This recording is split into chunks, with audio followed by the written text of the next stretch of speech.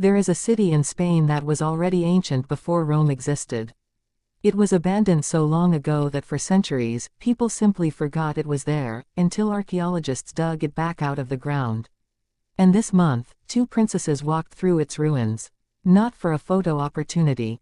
Not for a scripted royal appearance. They walked through the oldest lost city on the Iberian Peninsula, and by the end of this video, you'll understand exactly why that visit matters far more than it first appears. Stick around, because the story of this city is stranger, older, and more layered than almost anything else in Spain's royal calendar this year. Context and setup. 045. On July 15, 2026, Princess Leonor, heir to the Spanish throne, and her younger sister Infanta Sofía traveled to a stretch of Catalan coastline most tourists drive straight past on their way to the beach. The site is called Empuries, and if you've never heard of it, you're not alone. It doesn't get the tourist traffic of the Alhambra or the Sagrada Familia.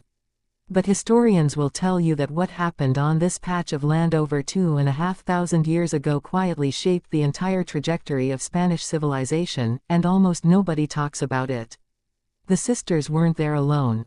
They were accompanied by a group of young people taking part in the programs of the Princess of Girona Foundation, an organization built around supporting youth development and education across Spain.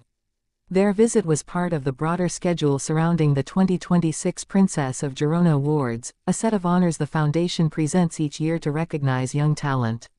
But before we get to the royal side of this story, I want you to understand what these two young women were actually standing on, because that's where this story gets genuinely fascinating.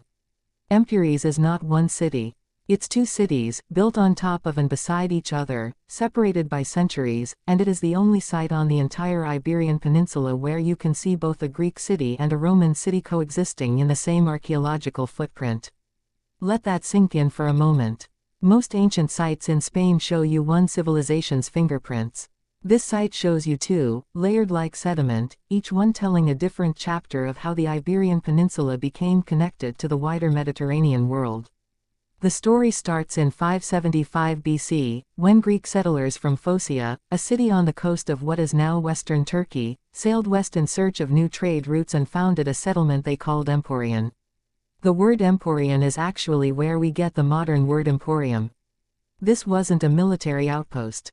It was a trading post, a bridge between the Greek world and the native Iberian tribes who already lived on this land. And for hundreds of years, it functioned as one of the most important commercial gateways in the Western Mediterranean. Centuries later, as Rome's power expanded across the Mediterranean, the Romans arrived and built their own city right alongside it, which they called Empurii. This is one of the reasons historians consider this site so significant.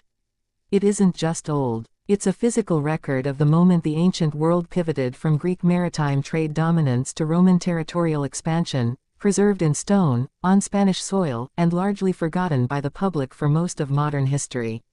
Eventually, as trade routes shifted and the regional balance of power changed, the city was gradually abandoned. Over centuries, sand and soil buried what remained, and the memory of an entire functioning city, one that had stood for the better part of 1,000 years, essentially vanished from common knowledge.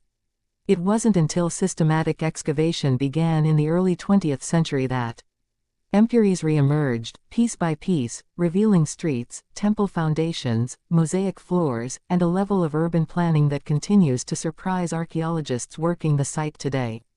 Now here's where it gets interesting, because most people watching this video have walked past dozens of headlines about Leonor and Sofía this year, headlines about military graduations, World Cup diplomacy, papal visits, and speculation about their personal lives. But almost nobody has connected the dots on why a visit to a 2,600-year-old ruin actually tells you more about the future of the Spanish monarchy than most of those other headlines combined. I'm going to explain that connection in the next few minutes, and it has everything to do with what these young royals are being quietly trained to represent.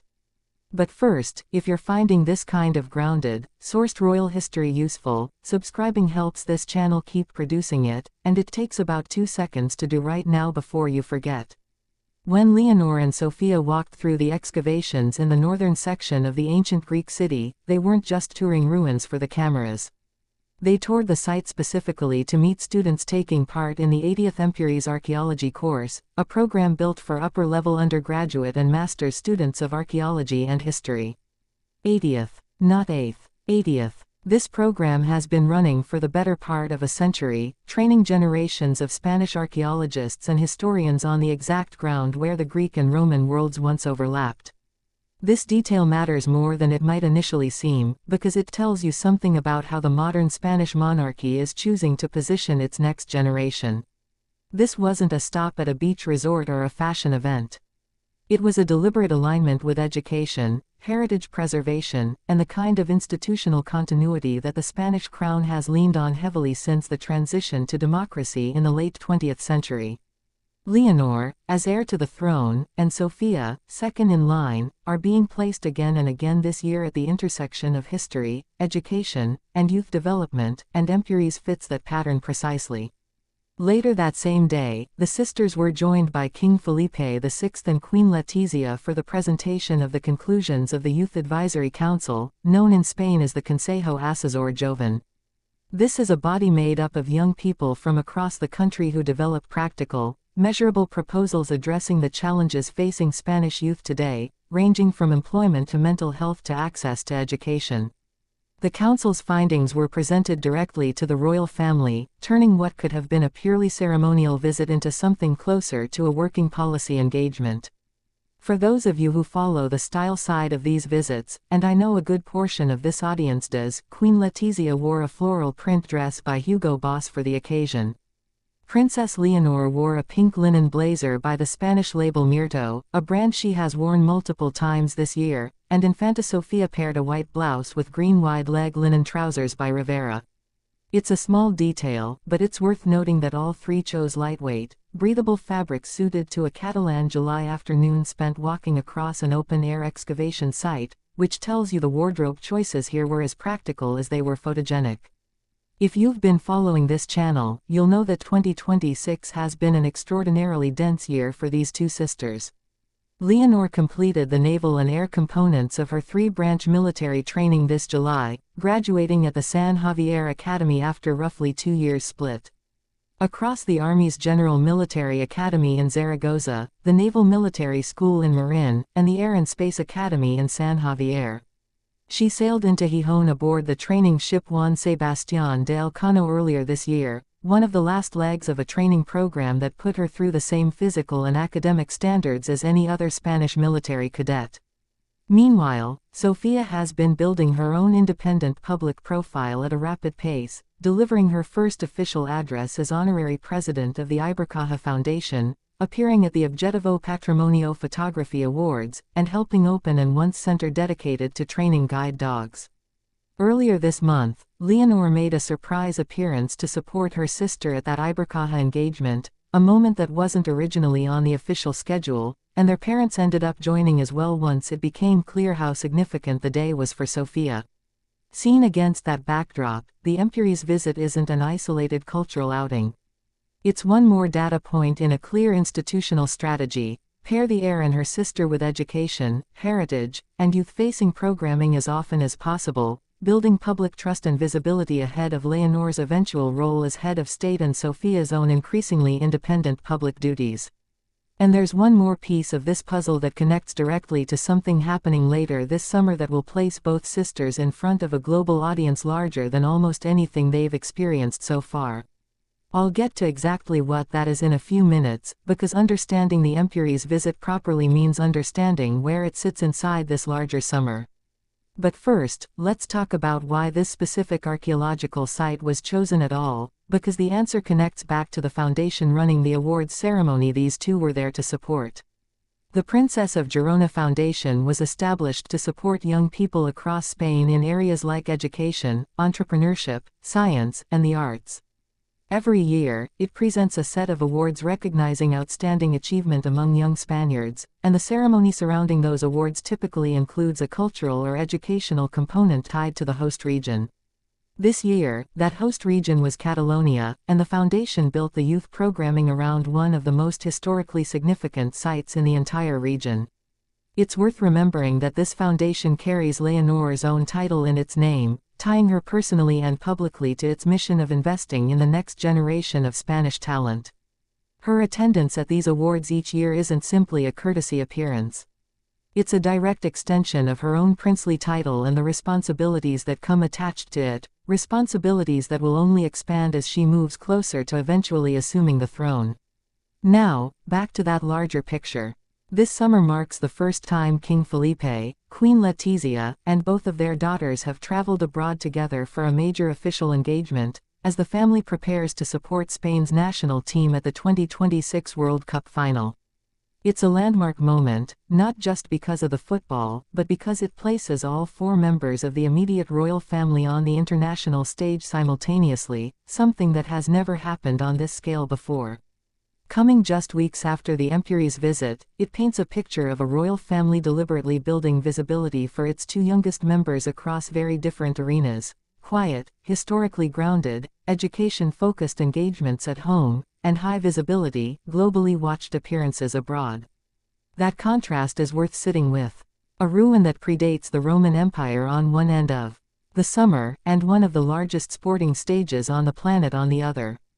Two very different audiences, two very different registers, but the same underlying goal: introducing the next generation of the Spanish monarchy to as broad a public as possible, in as many contexts as possible, while the institutional foundation supporting them, the crown itself, remains remarkably stable by European royal standards.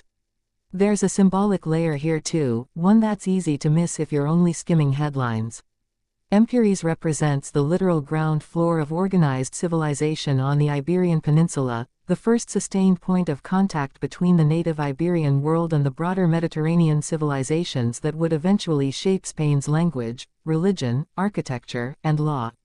Choosing this site for a royal youth engagement quietly reinforces an idea that runs through a lot of Spanish royal messaging this year: that Spain's identity has always been built through connection, trade, and exchange with the wider world, not through isolation. Given that this same royal family will, within weeks of this visit, be representing Spain on a genuinely global stage in New York, that message lands with more weight than it might have on its own. Whether that connection was intentional on the part of royal household planners or simply a fortunate coincidence of scheduling, it's a detail historians and royal watchers alike will likely be referencing for years when they look back at how this monarchy managed its generational transition. If you've made it this far, you clearly care about getting the real, sourced story behind these royal appearances rather than the recycled speculation that floods most search results on this topic. That's exactly what this channel is built around, and if that's valuable to you, subscribing costs nothing and helps this kind of research-driven content reach more people who are tired of the noise. So the next time you see a headline about Leonor or Sofía at some cultural site that sounds almost too minor to matter, it's worth asking what's actually underneath it, because as we've seen with Empuries, sometimes the quietest royal appearances carry the clearest signal of where an entire monarchy is heading. A city buried for centuries, rediscovered by archaeologists, and walked through by the two women most likely to shape Spain's next 50 years. That's not a coincidence of scheduling. That's a message, written in ruins older than Rome itself. If you want to understand where this family goes next, keep watching, because we're going to be right here tracking it, one verified visit at a time. Transparency note: this script distinguishes verified facts: the July 15, 2026 visit to Empuries, the site's Greek and Roman archaeological history, the 80th Empuries archaeology course, the Youth Advisory Council presentation, the confirmed outfit details, Leonor's completed military training, and the confirmed upcoming World Cup final trip, from editorial interpretation regarding institutional strategy and symbolic messaging, which represents analysis rather than confirmed statements from the Casa Real.